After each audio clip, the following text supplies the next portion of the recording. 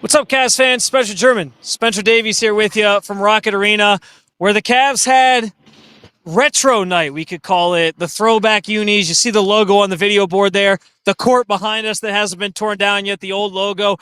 Spence, how crazy is it? How crazy is it that logo out there and the jerseys that the Cavs wore tonight are now considered retro? Like, that's like our life. Like, 23 years ago, those jerseys debuted. That's like LeBron's rookie season. The fact that they're considered retro is pretty kind of, this is totally like I feel very old moment for sure. You know how much this subject is touchy for me. I don't like that retro is now considered when I was in middle school and high school. That's not good. Like, if you went up to a kid at the game tonight and told them, hey, guess what, little man? These jerseys, when I was like 7 years old, this is my favorite jersey. And they're going to be like, you're old. They'd call you Unk at that point, I think is what they would say. They do. And I'll tell you this, man. Before the game, I loved hearing how Nick Nurse was talking about, there's a kid on my roster that was born in 2003. And these jerseys, this court, this logo, this wine and gold, legitimate gold with the dark navy, that's what really started it off. That's what started off the whole era of LeBron James, the first one, and then to bring back basketball greatness to this town after, a decade off. Like, it's huge. That's the key thing, because I was talking in the meeting room before the game about like the jerseys even before that, and how people were saying like these jerseys aren't even really that impressive in the grand scheme of like the Cavs jerseys over the years. Like, who cares about these? But that's the key thing, Spence. Some of those jerseys that the other retro jerseys, those were like from an era when the Cavs were just awful. Like, the LeBron era started with these jerseys. It represented some of the glory years of Cavs basketball in this town. I get why they're hung on to. I love these jerseys. I thought they were awesome. I thought it looked cool to see today's stars wearing them. I actually made a quick stop in the team shop just to peruse. I didn't spend any money. My wife will thank me for that because everything was way overpriced. But I thought it was pretty cool, and I think it set a cool stage for those guys to be wearing those jerseys and for this game to be played tonight. I loved every second of it. I did. To hear My Time by Jeremiah and Fabulous, that was awesome. And to see the guys walking through the city like giants, like in that 2008, 2009 era introduction. I mean, it just brought back so many memories flooding to me, man. I mean, I was a sophomore, junior. There was a tear running out of Spencer's eye, The goosebumps were a real thing. And you know what? If I could just go back, add some music to the playlist, maybe from that era, it'd have been a perfect night for me. Well, but hey, it was still close enough. Well, that was kind of the backdrop tonight, was the retro jerseys, and fans obviously really excited and juiced about that, and plenty of people rocking them throughout the arena. But on the court, I think we'd be remiss, Spencer, if we didn't start with Donovan Mitchell and his brilliant performance tonight. 46 points, and it was a night where 15 to 21 from the field. 15 to 21, 6 of 11 from three.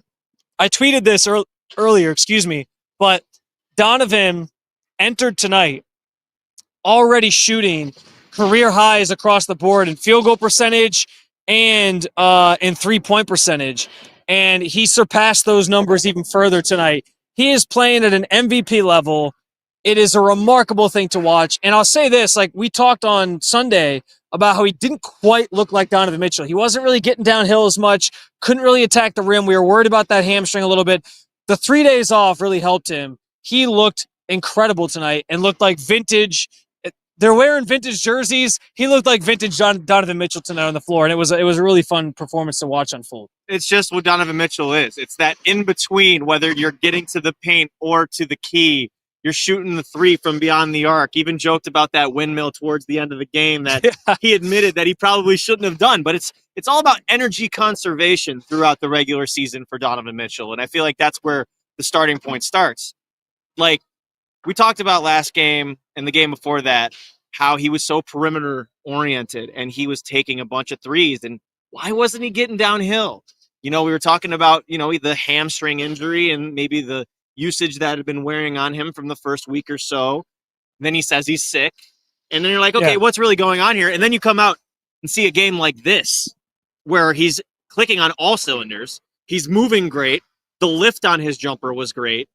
The physicality, the overall fluidity in his movement all looked fine. Yeah. So this is, again, like, go back to the other post-game shows that I did. And we did talk about what's wrong with Donovan Mitchell. I think we pretty much nailed it on the head. Like, sometimes the schedule gets to you. You said it. Yeah. This is the first time the Cavs haven't played a game that hasn't had more than a day in between, right? So this is the NBA schedule. You get a couple of days off. You get to lick your wounds a little bit. Maybe those kind of ailments and small little tic-tac injuries, like those affect your play. So to see what he did tonight, and again, just the balance between getting to his floater and then playmaking, and then also just defenders didn't have a chance against him tonight with as far as that jump shot went. So it was just a tremendous performance all around. And Darius Garland really went to bat for him after the game and talking about it's the same guy. It's the All-NBA or it's the MVP, all that stuff. Yeah. And, you know, he was really, really laying it on. And Kenny even said, how many guards in the East are better than this guy? Like, he kind of asked that question. He said he thinks Donovan's underrated. Yep. And I'll say this, too. Fun moment from Donovan's press conference. You can find this both on my Twitter, @SpenceD_, but you can find the full press conference, obviously, at our YouTube channel here for Cavaliers Roundtable.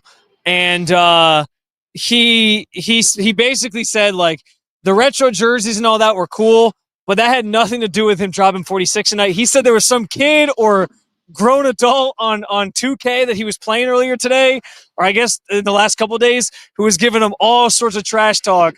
And so he said this performance was for that random person, that random guy, whoever it was that he was playing 2K against. He said he beat the guy, so I guess he beat him in the game, and then he gave him a performance for the ages today.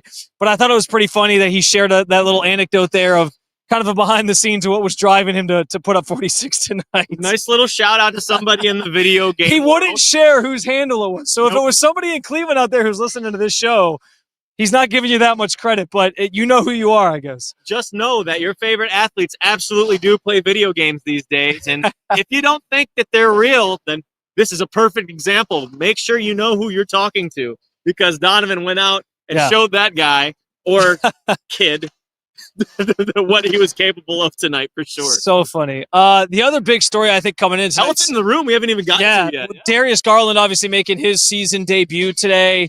And listen, I thought he wasn't great, but I think what was important from tonight was, and Kenny talked about this pregame, it was about just getting him out there, getting his feet underneath him, letting him play some basketball. And Kenny even asked fans to show some patience and grace with Darius in terms of getting himself back to his normal form of play. Like, it's going to take some time here. I think that should be pretty understandable for everybody.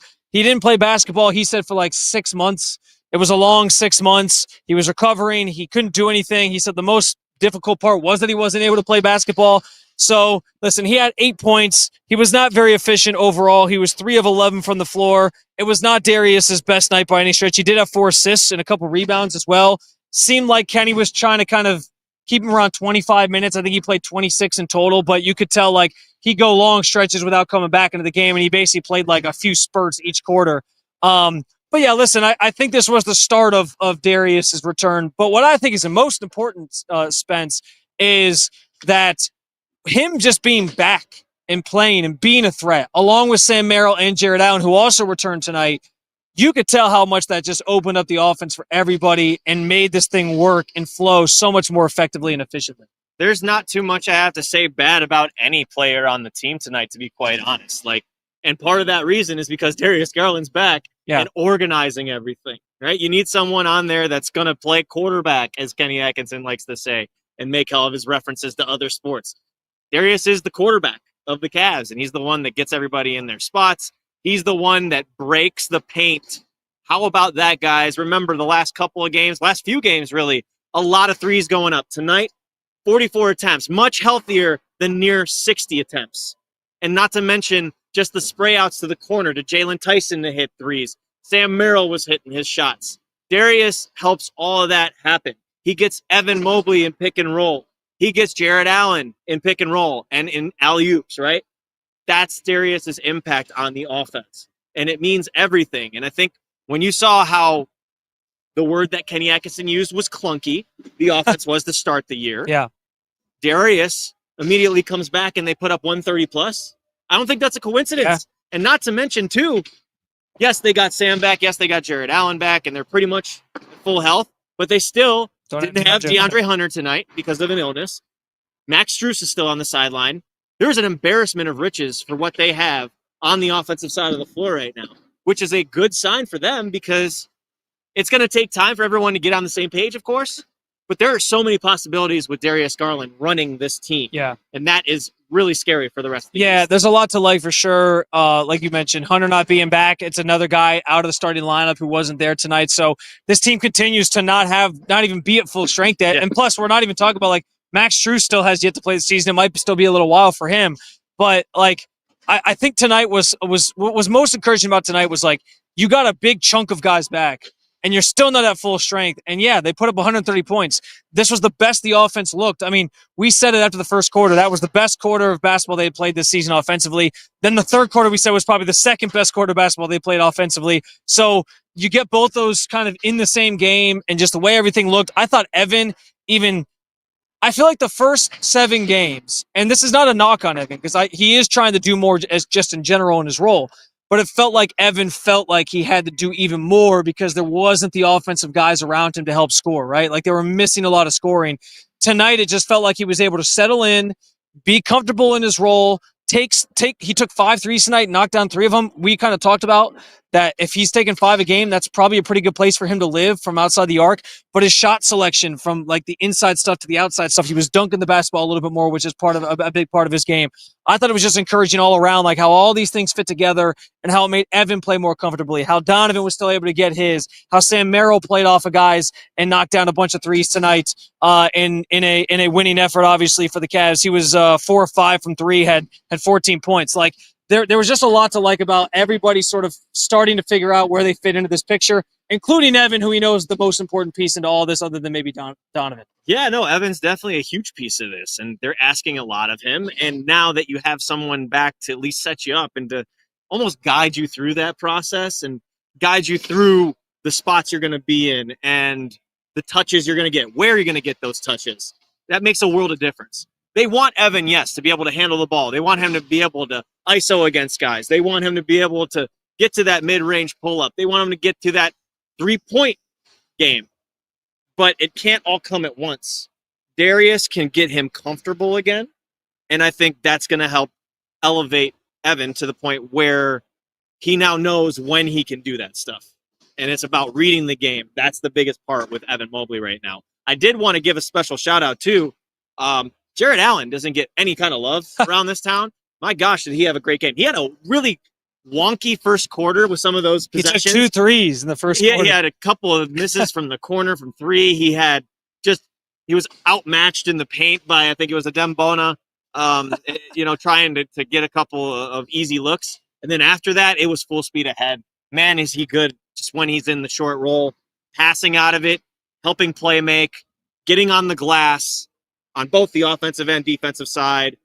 There was a possession where he blocked somebody, and then they got the offensive rebound. Tossed it out to the corner, and Jarrett then blocked that three-point shooter. Yeah. I was like, this guy is just elite defensively as far as his recognition, his timing is out of this world. So I think J.A. deserves a lot of credit tonight. A lot of guys went to bat for him tonight. Yeah. It was a great job by Ethan Sands of Cleveland.com asking these guys about a lot of the questions surrounding Jarrett's toughness. He said to the players, he was like, this is a guy that played through a rib injury when it was like listed as something maybe a little bit more minor than that. Tonight he's playing through a broken finger. There's a lot of questions around toughness on the outside about this guy. Donovan, Sam, DG, all of them went to bat for JA tonight. And you got to check that out on Cavs Roundtable YouTube channel. Yeah, and Donovan even brought up like the quotes from New York, that New York series a couple years ago still get used against him. But like we know this guy's a warrior. He fights through anything. He is an important part of this team. I do think he gets a lot of love in Cleveland. I just think his shortcomings in the playoffs and the injuries in the playoffs have obviously become a story at this point. Easy target. And he's got to keep, doing stuff like he's doing right now, though, playing through a fracture. Like that's going to change those narratives.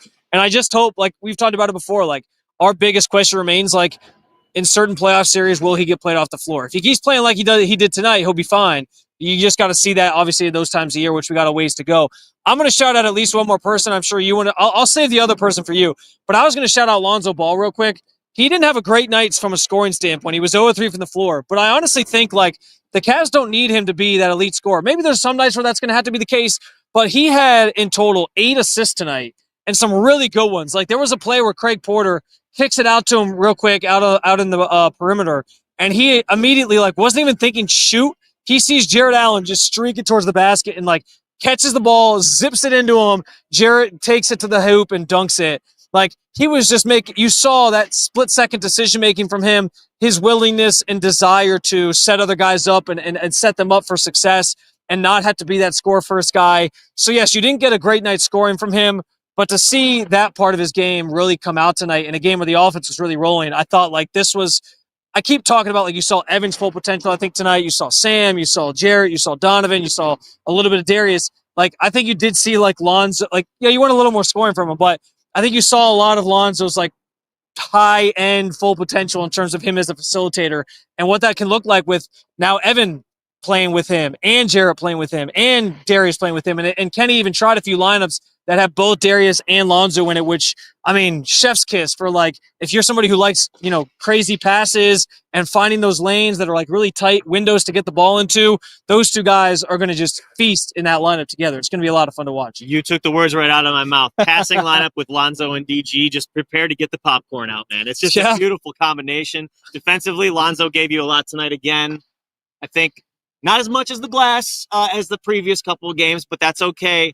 And also, you know, you see 3 shot attempts from Lonzo, which is a little bit less than you want to see, but also better than taking 10 shots and, you know, 8 of them being threes and going like 2 of 8, right? So I think Lonzo did great tonight. The number that sticks out to me with him, 1 turnover tonight. 1 turnover to those 8 assists. So big time for Lonzo, who is, pun intended, a ball mover. I'm leaving. I left the last person for you that we need to highlight for sure. Honestly, like, dude, we can highlight the whole team tonight. Well, except Dean Wade. Dean Wade got hurt. He had to leave the game. Yeah, that sucks, man. Kenny said, I asked him about it afterwards. He said it wasn't anything they don't think too serious, but he looks like he's like a boxer right now, he said, because his eye was a little messed up. He got poked in the eye. I thought his contact. As we keep talking about injuries, the Cavs got another one tonight, but hopefully nothing too serious for Dean. But anyway. No, you really can shout out the whole team. I mean, to be honest, I thought Jalen Tyson was the guy that popped to me tonight. Again. And I know that this is ad nauseum. We have not stopped talking about Jalen Tyson.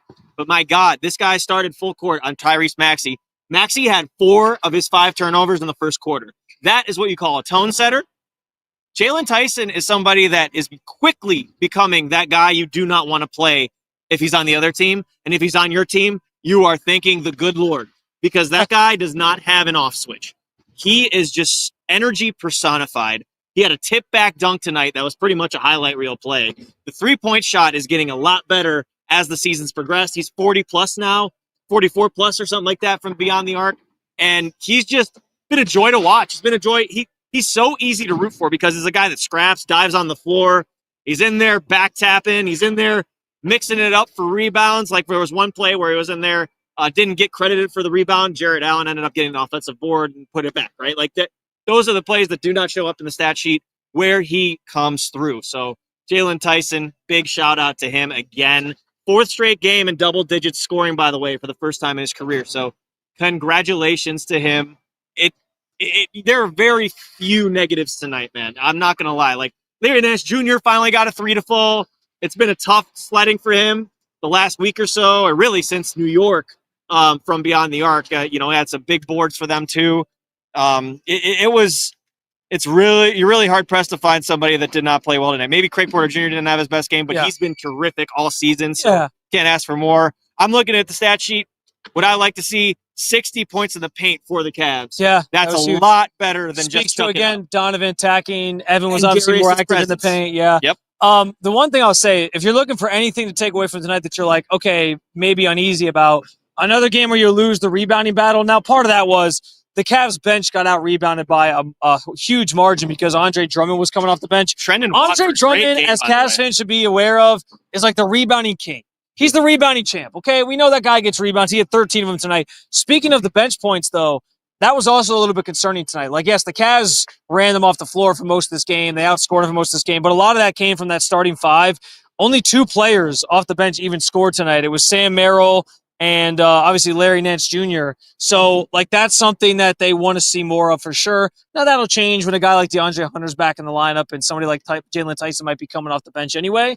But either way, like, that's something that concerns you a little bit. But again, it's a one-off tonight. Usually the bench has been pretty solid in support of that starting five so far this season. Most definitely. I wouldn't get too bent up about that one tonight. It's just kind of an off night for the bench, I think, there. And then you think about Lonzo, obviously, he only took 3 shots. He was over 3. And you add Jalen Tyson to that bench unit once DeAndre Hunter gets like I said, too. So there's a lot there to like. The bench definitely did well for the Sixers. I told you on our last post game, make sure you know where Quentin Grimes is at all times. He ends up tying their team with 27 points with Maxey to lead the charge there for the Sixers. Like I said, too, when you were talking about Andre Drummond, Trendon Watford had a great game for Philly. So shout out to him. Thought he did a really solid job. But overall with these Cavs, I'm impressed. The only thing you said, like you brought up your negative, my negative, and what Kenny Atkinson addressed and what Donovan addressed is making sure they know how to play with a lead.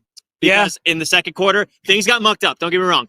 I cannot believe it. There were like 6 different stoppages in the second quarter. I left here to give you an example. By the way, the Cavs are 9-0 in their coaches' challenges so far this year. They flashed that up there during the game. It's impressive. To give you an idea of this stoppage time stuff, I left to go get dinner at the 10-minute mark while there was a review going on. I got back. There was 7 minutes and 52 seconds on the clock. That is insane because that's like 10 to 15 minutes of real time for 2 minutes of game time. Yeah. Got to do better, NBA. Come on now. That's just ridiculous. And it screws up the momentum of the game. For sure. Because I'm not going to make an excuse. The Sixers bench unit, they did come in and mess real hard with those Cavs bench unit too. But it was just it completely ruined the momentum of the game. And once the Cavs got the momentum back in the third quarter, they just put the gas on. But towards the end of the fourth quarter, and in the final period, in general, 7 turnovers. Cannot let that energy down. It's got to be full throttle the whole way through. That's my negative. Yeah, no, I think that's fair. And Kenny even alluded to that. He said he laid into him a little bit at halftime about blowing the lead that they had in the first quarter. Ripped was the word so, he said. I mean, listen, like Donovan even said they got to sort of learn from those things and they got to be better and not have to rely on Kenny to sort of lay into them to do those things and rally. But, it's a learning experience. It's a process. It's 82 games, and this was another one on the docket. The only thing I will say, too, is the 76ers weren't at full strength either. Nope. This feels like it could be a team that the Cavs see down the line here with how well they're playing. Second night of a back-to-back, by the way. Yeah. They did not have Joel Embiid. They have not had Paul George hasn't played all season. So Jared McCain's on his way back. Certainly some key players missing for them. PJ Edgecombe had a rookie year game tonight, by the way. He did. He had his worst game of the season, I think, so far. But, listen, this could be a team that the Cavs see certainly down the line, potentially in the playoffs. So definitely one worth keeping an eye on, but they get a big win tonight over them, 132-121, your final score.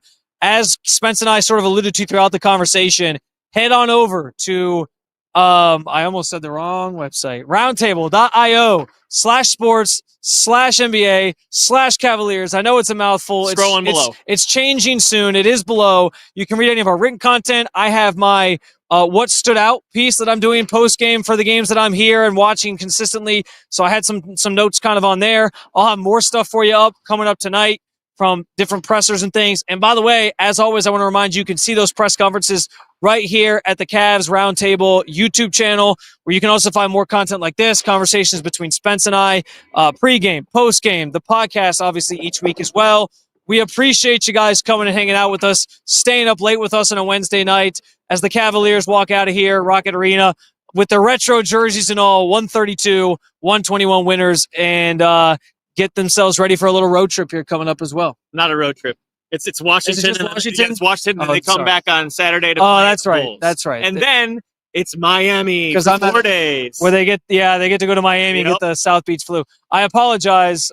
I forgot that Sunday. Is it Sunday's game or Saturday's game? Is that game Saturday? It's Monday. It's Sunday. Monday or Friday. It's Friday. Saturday. Yeah, it's Friday. Back to back. Saturday. Okay. Yeah. Sorry. Cover the Cavs. Don't know the schedule, but anyway, appreciate you guys hanging out with us. It's late. I need to go get some sleep. As much as I also still need to keep writing, so I'm sure that's not going to happen. Thanks for following along with all things Cleveland Cavaliers with the Cleveland Cavaliers Roundtable.